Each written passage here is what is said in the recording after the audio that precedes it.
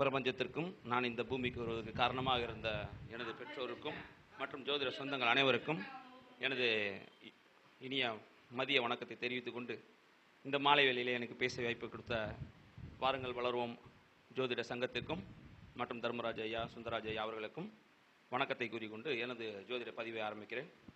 நம்ம காலையிலேருந்து நிறைய விஷயங்கள் பார்த்துக்கிட்டு இருந்தோம். அதில் பார்த்தீங்கன்னு சொன்னால் நான் எல்லாம் கலந்த மாதிரி ஒரு இது தொழில் அப்படின்னு வரும்போது ஒரு ஜாதகர் அவருடைய சனியினுடைய தன்மை தொழில்காரகன் அப்படிங்கிற அமைப்பில் வரும்போது சனி பகவான் தான் அங்கே அதிகமாக வருவார். அப்போ அந்த சனி பகவான் பலமாக இருக்கும்போது அவங்க தொழில் செய்கிறதுக்கு எலிஜிபிள் பர்சன் அப்படின்னு நம்ம எடுத்துக்கலாம். அதே சமயத்தில் அந்த சனிக்கு திரிகோணத்திலேயோ அல்லது சனிக்கு 2ஆம் இடத்துலையோ அல்லது சனிக்கு 7ஆம் இடத்துலையோ செவ்வாய் இருந்தார் அப்படின்னு சொன்னாக்க அவங்க பேரில் அவங்க முதலீடு போட்டு தொழில் செய்கிறது அவ்வளோ சிறப்பாக இருக்காது. அப்போ அவங்க வேறு யார் பேர்லையாவது போட்டு தொழில் செய்கிறது சிறப்பு அப்படிங்கிறத அங்கே சொல்லலாம். அதே சமயத்தில் சனிக்கு திரிகோணத்தில் ராகு கேதுகள் இருந்தாலும் அவங்க பேரில் அவங்க முதலீடு போட்டு செய்கிறது சிறப்பு இல்லை. அது சனி வக்ரமாக இருந்தால் மாறும். அதே சமயத்தில் சனி சந்தியில் இருக்கும் பட்சத்திலையும் அது மாறுறதுக்கு உண்டான வாய்ப்புகள் உண்டு அப்படிங்கிறத அங்கே எடுத்துக்கலாம். அதே வக்ர சனியாக இருந்தால் அதற்கு 12ஆம் இடத்துல ராகு கேது இருந்தாக்க அவங்க தொழில் செய்யக்கூடாது அப்படிங்கிறத அங்கே சொல்லலாம். சந்திரனுக்கு 1, 2, 5, 7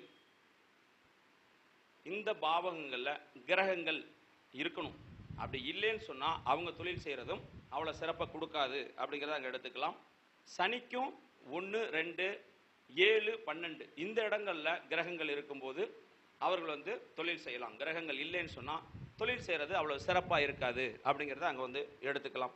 அதே சமயத்தில் இந்த 10ஆம் இடத்துல கேது இருக்கிறார் அப்படின்னு சொல்லும்போது அல்லது அந்த 10ஆம் அதிபதி கெட்டு போயிருந்தால் தனியாக அவர்கள் சுயமாக தொழில் செய்கிறது அவ்வளவு சிறப்பை கொடுக்காது அப்படிங்கிறத அங்கே நம்ம எடுத்துக்கலாம்.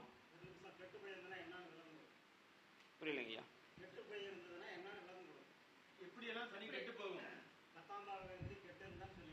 10ஆம் அதிபதி இப்போ 6, 8, 12 போய் உட்கார்ந்து இருக்கிறது அல்லது பாதகாதிபதியாக வர்றது மாரகாதிபதியாக வர்றது நீசம் ஆகிறது பலம் இழந்து நிற்கக்கூடிய தன்மை இந்த மாதிரி இருந்ததுன்னு சொன்னாக்கா அது அந்த பலத்தை கொடுக்காது அப்படிங்கிறத அங்கே நம்ம எடுத்துக்கலாம் அப்படிங்கிறத நம்ம எடுத்துக்கலாம். அதே